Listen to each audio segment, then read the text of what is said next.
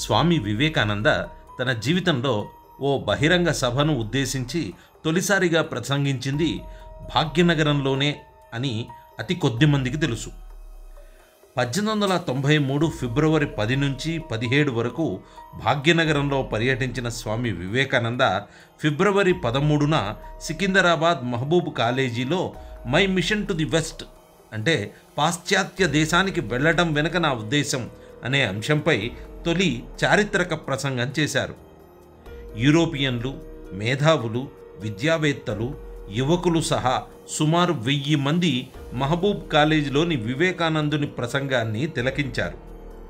ఆంగ్ల భాషలో ప్రసంగించిన స్వామీజీ నాడు సభకు హాజరైన వారిని తన వాగ్ధాటితో మంత్రముగ్ధులను చేశారు. హైందవ ధర్మ ప్రాశస్త్యము, సంస్కృతి, వేదాంత భావనలు, పురాణాలు బోధించే నైతిక ఆదర్శాలు ఇలా అనేక అంశాల గురించి స్వామి వివేకానంద వివరించారు. భారతదేశ ఔన్నత్యాన్ని బహుముఖంగా చాటి చెప్పడంతో పాటు పాశ్చాత్య దేశాలకు వెళ్లడంలోని తన ఉద్దేశాన్ని వ్యక్తం చేశారు. భారతదేశాన్ని నూతన జవసత్వాలతో పునరుజ్జీవింపజేయాలనే ఉద్దేశంతోనే చికాగో వెళ్లాలనుకుంటున్నట్లు స్పష్టం చేశారు.